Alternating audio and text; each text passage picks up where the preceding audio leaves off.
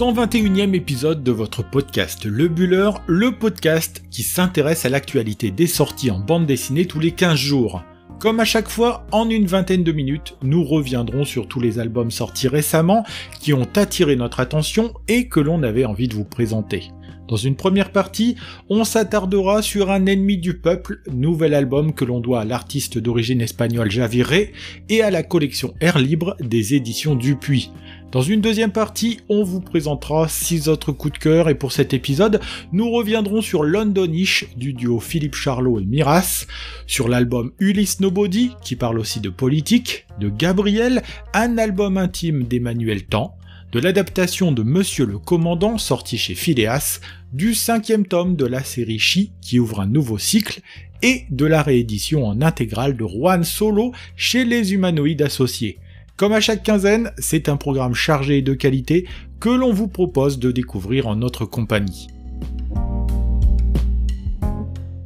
De politique, vous le savez comme moi, il en sera largement question cette année avec les élections présidentielles en point d'orgue au mois d'avril prochain.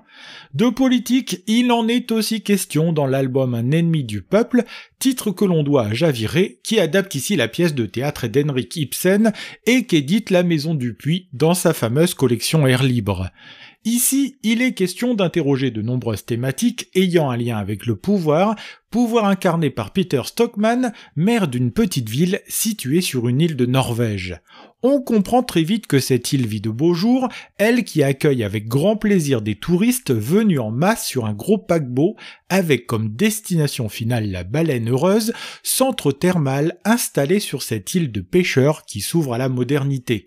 Avec son sourire aux dents bien blanches, sa coiffure bien mise et son costume impeccable, le maire a tout de l'homme politique moderne, façon bulldozer, prêt à tout pour faire entrer dans les poches de la municipalité de l'argent sonnant et trébuchant.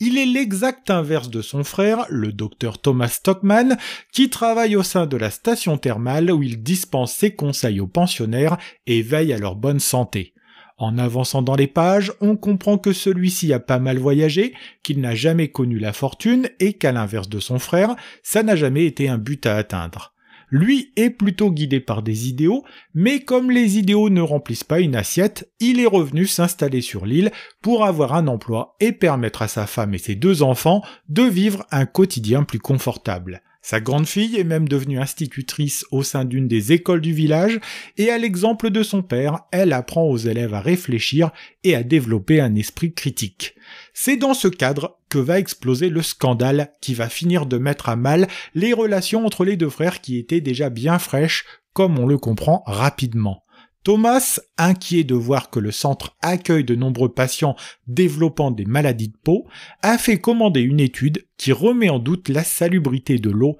utilisée dans la station thermale. Avec ce rapport, il a entre les mains une véritable bombe capable de faire tomber le maire et son centre et lui donner cette envergure qu'il recherche, celle d'un homme important et écouté.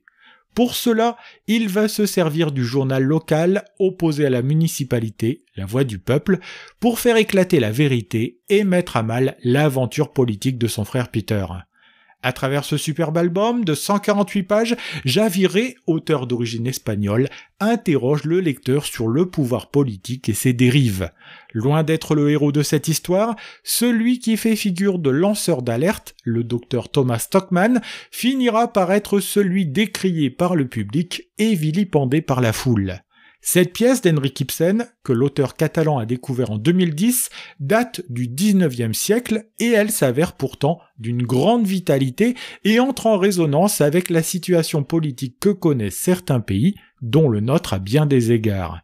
Ici, la presse se retrouve corrompue par les dirigeants en place, le maire n'est intéressé que par le pouvoir ainsi que les intérêts financiers qui en découlent, et la population de son côté préfère le mensonge à la vérité. Se jouant en 3 actes, reprenant ainsi la dynamique de la pièce d'origine, cette histoire nous entraîne dans un tourbillon où la corruption semble prendre le pas sur l'honnêteté et la sincérité. Avec un dessin style ligne claire et des aplats de couleurs aux teintes vives, l'attention est attirée sur l'expression des personnages et sur leurs ambiguïtés. Loin d'être manichéen, l'album laisse aussi la place à une palette de nuances que l'on retrouve chez chacun des personnages qui ont tous quelque part un attrait profond pour le pouvoir. En prenant ses distances avec un trait plus réaliste, Javiré essaye surtout d'attirer l'attention du lecteur sur le fond de cette aventure qui prête à réfléchir et à s'interroger sur notre propre rapport au pouvoir. Le décor froid qu'il déploie dans cet album fonctionne comme une métaphore de cet environnement global où règne l'argent et la corruption, tout cela en défaveur d'un peuple qui fait confiance aveuglément en ses représentants. Un ennemi du peuple est la relecture contemporaine d'une pièce de théâtre passionnante dont Javiré rappelle ici toute la modernité dans un album qui fait réfléchir, acte salutaire en cette année électorale.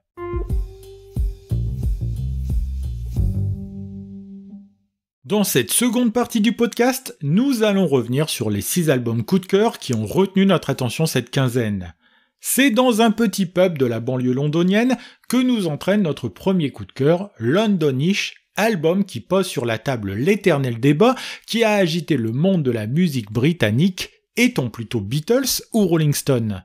Au Yellow Submarine, nom donné au pub en question, le débat a été vite tranché il y a bien longtemps et l'on ne semble vibrer que pour les 4 de Liverpool, du moins en apparence. En effet, l'album nous fait faire un va-et-vient entre le passé et le présent pour nous montrer que cette affaire familiale est peut-être née sur un quiproquo qui ressurgit bien des années plus tard. À la tête du Yellow Submarine, on retrouve un couple composé de Max et Jude, couple encrouté dans la monotonie du quotidien que va tenter de rompre Max. Pour leurs 40 ans ensemble, ils décident d'organiser une soirée qu'il veut ressemblante en tout point, costume des Beatles compris, avec celle qui les a fait se rencontrer. À leur côté, Glenn, jeune retraité qui aime en secret Jude, mais qui n'a jamais rien tenté envers celle-ci par loyauté pour son meilleur ami Max. Il faut dire que depuis peu, la vie de Glenn a pris un tournant, lui qui aura été au chômage toute sa carrière est devenu pourvoyeur de valises au contenu sensible et secret pour des personnes tout aussi secrètes que le dit contenu. Sa vie s'en trouve déjà bouleversée et va l'être encore doublement à la suite de la soirée des 40 ans de ses meilleurs amis. Revivre ce moment qui s'est déroulé il y a bien longtemps va faire prendre conscience à notre trio que bien des années plus tôt, la ressemblance troublante entre Max et Glenn a fait que Jude a pris l'un pour l'autre. Si c'est à Glenn qu'elle a donné son premier baiser et envers qui elle a eu un coup de foudre, c'est en fait le second qui a conclu la soirée avec elle et qui a fini par l'épouser. Pour ajouter du sel à ce quiproquo, Glenn était véritablement fan des Beatles, quand Max était en réalité un fan des Stones, grimé en fan des Beatles pour draguer des jeunes filles en fleurs. Vous aurez compris que Philippe Charlot joue sur la rivalité entre les deux groupes anglais et sur un trio de soixantenaires qui veulent vivre une nouvelle jeunesse pour nous entraîner dans un récit enlevé qui joue autant sur le rire que sur la fibre nostalgique. Comme pour la série Ellis Island, il confie son histoire au dessin de Miras, qui donne corps à ses personnages dans un Londres qu'il connaît bien, puisque c'est sa ville de résidence. Comme sur leur diptyque précédent, le dessin est très travaillé, riche en détails et propose un cadrage dynamique qui sert parfaitement bien cette histoire qui ne manque pas de rebondissements. Édité chez Grand Angle, Londonish est une histoire complète que l'on a pris grand plaisir à parcourir, qui se déploie sur 72 pages et que l'on peut déjà retrouver en librairie. Comme pour notre bande dessinée du jour, Un ennemi du peuple, il est question de politique au centre d'Ulysse Nobody, album paru chez Futuropolis et disponible en librairie depuis le 9 février dernier. Au centre de ce récit, un personnage, celui qui donne le nom à cette bande dessinée, Ulysse Nobody, acteur dont la carrière en déclin est achevée un soir de Noël sur les ondes de Radio Plus. Ce soir-là, comme tous les soirs, il traîne son spleen jusque sur les antennes de la station où il déclame une litanie de Noël qui se sont mal terminées. Ces Noëls tristes, comme il les appelle, lui vaudront d'être licencié de la station et c'est ainsi qu'Ulysse se retrouve sans aucune perspective ni projet alors que les dettes continuent de s'accumuler. Rejeté et oublié par les professions du spectacle, son salut va venir de Fabio, ancien collègue de Radio Plus, qui lui propose de pénétrer un nouvel univers, celui de la politique. Après lui avoir prêté de l'argent pour éponger ses dettes, et lui avoir donné rendez-vous à Lille pour participer à son premier meeting, voilà notre Ulysse embarqué au sein du PFF. Parti politique imaginaire, le PFF, parti fasciste français, est un parti d'extrême droite qui se propose de faire revivre l'idéologie fasciste à la française et veut devenir un vrai parti de gouvernement. Emmené par un certain Maréchal, ce parti décide de vite introniser son nouveau venu en lui permettant de se présenter en tant que tête de liste dans une circonscription de l'Aisne lors des élections législatives qui suivent les présidentielles. Pour cette élection, on lui adjoint Marilyn, dont l'enracinement local et le parler plouc permettra à Ulysse Nobody de faire un peu plus couleur locale selon les propos de sa colistière. C'est ainsi que Nobody ne portera jamais aussi bien son nom, lui qui est rogné par ses amis, sa famille et le monde du spectacle pour avoir rejoint aveuglément le camp fasciste dont il essaye d'apporter une caution culturelle. Au moment où en France, les partis d'extrême droite n'ont jamais été aussi nombreux et aussi forts depuis longtemps, le scénario de Gérard Mordia et le dessin de Sébastien Gneidig nous font pénétrer l'arrière-cuisine de ces nouveaux partis qui se bâtissent sur la haine de l'autre. Bien qu'un peu caricatural parfois, le propos fait mouche et en voyant cet Ulysse Nobody se convertir à un fascisme bon teint, on ne peut pas s'empêcher de penser à quelques personnalités de second plan qui ont fait ce chemin dans la vraie vie. Le trait simple de Gneidig permet de suivre cette histoire au plus proche de son héros de la façon la plus efficace qui soit. On chemine tout au long des 142 pages avec ce héros à la fois triste et opportuniste qui s'engage sur un drôle de chemin, comme malheureusement bien d'autres avant lui. Emmanuel Tan est un nouveau venu dans le monde de la bande dessinée et c'est par un récit très intime qu'il fait une entrée remarquée dans ce nouvel univers. Gabriel, titre de son premier album édité chez Desronds dans l'eau, est une histoire qui parle de la maladie qui a touché son frère, la schizophrénie. C'est ainsi qu'il nous fait suivre au plus près ce jeune homme, qui n'a pas encore 30 ans, et qui découvre sa maladie à la suite de quelques crises qui commencent à préoccuper son entourage.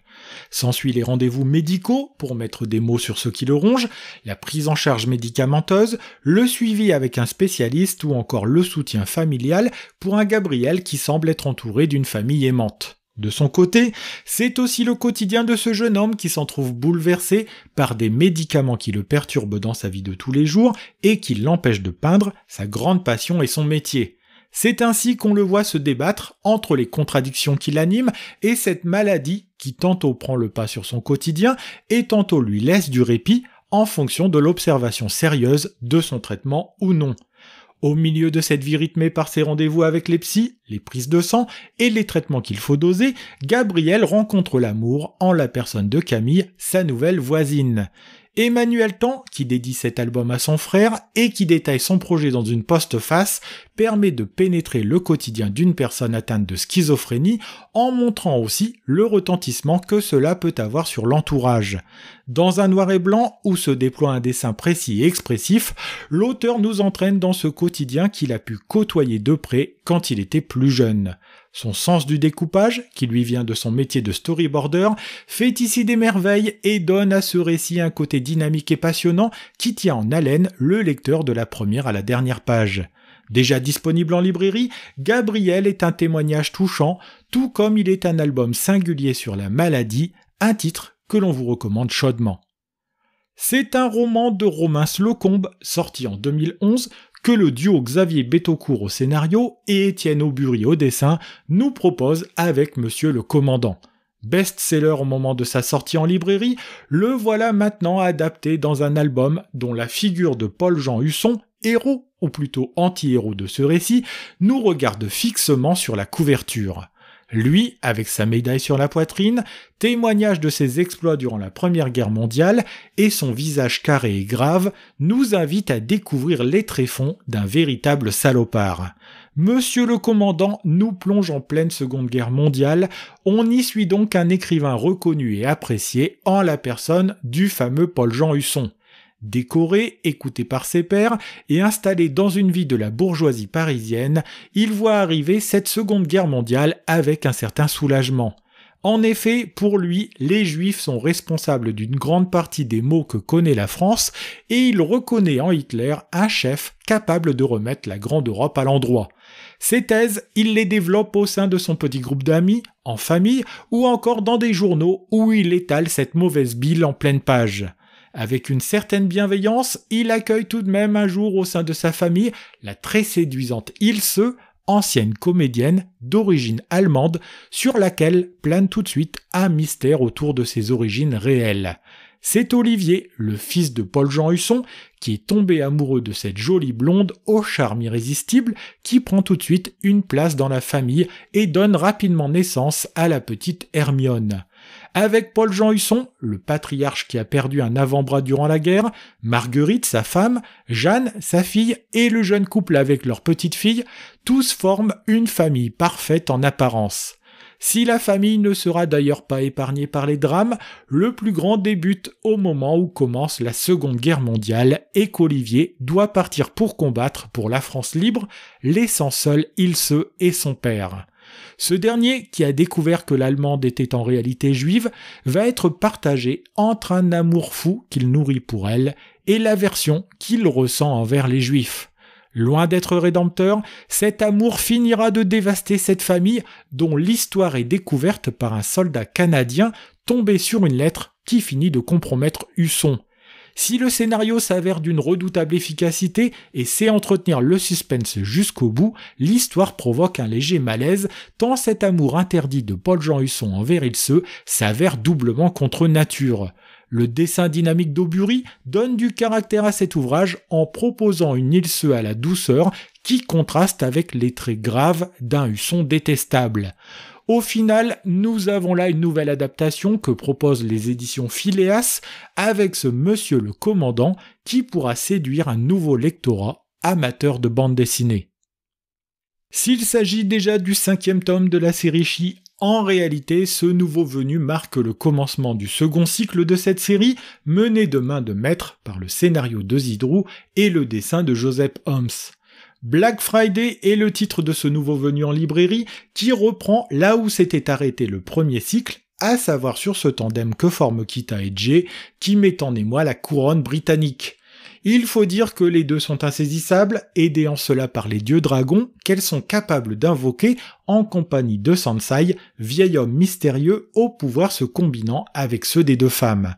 Nous retrouvons notre trio à la tête d'une fronde que l'on pourrait qualifier de féministe pour que s'améliorent les conditions des femmes en Grande-Bretagne en obtenant le droit de vote par exemple. En parallèle, elle milite pour les droits des enfants avec en ligne de mire l'interdiction du travail des jeunes enfants isolés au sein des grandes industries anglaises. C'est par des interventions qui marquent les esprits qu'elles attirent l'attention sur leur combat, non sans risquer de faire se multiplier les ennemis qui en veulent après ce duo, à commencer par la reine Victoria. Comme savent si bien le faire Holmes et Zidrou depuis le début de cette série qui reste passionnante, une seconde intrigue naît en parallèle dès les premières pages avec la disparition d'une jeune enfant, la petite Vanda. On comprend que tôt ou tard, le combat que mène notre trio et cette histoire d'enlèvement se rejoindront, mais pour le moment, le lecteur reste sur sa faim et en profite pour découvrir de nouveaux personnages secondaires comme le lieutenant de police et son adjoint Jets, ainsi que sa secrétaire intrépide, Madame Christopherson.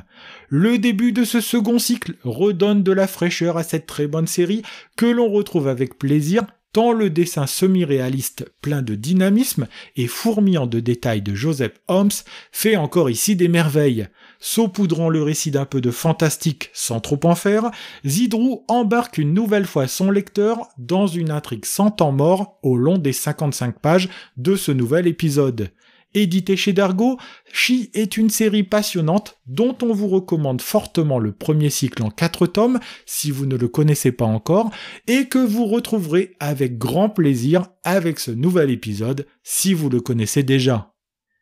Terminons comme ce sera le cas chaque quinzaine par un album qui se voit réédité pour notre plus grand plaisir ou encore la sortie en librairie d'une intégrale. C'est dans un Mexique rongé jusqu'à l'os par la corruption et la violence que nous entraîne Juan Solo, série en 4 tomes qui ressort dans une intégrale éditée chez les Humanoïdes Associés. Héros central de cette histoire, Juan Solo est un jeune enfant abandonné et livré à lui-même, recueilli par un nain du nom de Demi-Litre, qui va l'élever au milieu des chiens et d'une décharge. Juan Solo est en quelque sorte programmé pour être un individu à part, d'autant qu'une particularité physique, une queue, est source de moqueries de la part des autres. Mais lui n'en a que faire, car il a compris très tôt dans la vie que dans son monde, pour survivre, il ne fallait pas hésiter à éliminer l'autre. C'est ainsi que de petits truands notoires, avec une bande de copains qu'il n'hésitera pas à trahir, il va se rapprocher du pouvoir jusqu'à intégrer la garde rapprochée du Premier ministre mexicain. Là, il se montre impitoyable et redoutable, jusqu'à en faire le favori du ministre, qui ira même jusqu'à introniser Juan Solo, garde du corps de sa femme et de son fils. Dans cette série, dont une intégrale ressort plus de 15 ans après une précédente déjà éditée chez les Humanoïdes Associés, Alejandro Jodorowsky déploie tout son art narratif pour mélanger subtilement l'atmosphère violente du Mexique avec un soupçon de tragédie.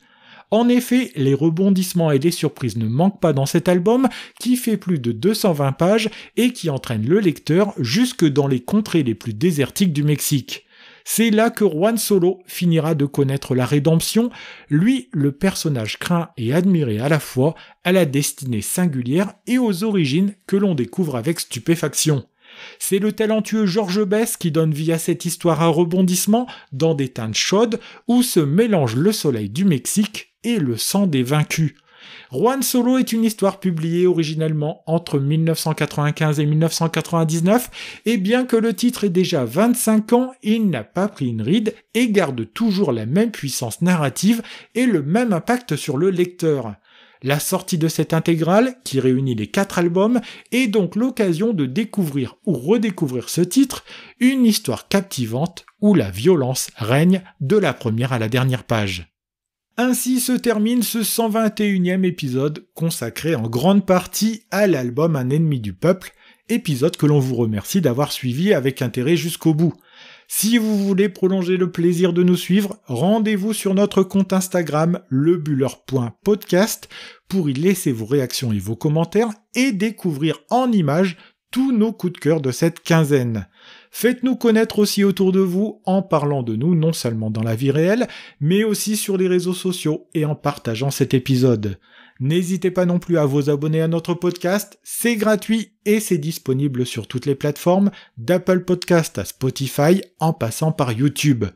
Rendez-vous le 28 février prochain pour découvrir en notre compagnie nos futurs coups de cœur parmi les sorties en bande dessinée dans le 122e épisode de votre podcast Le Buller.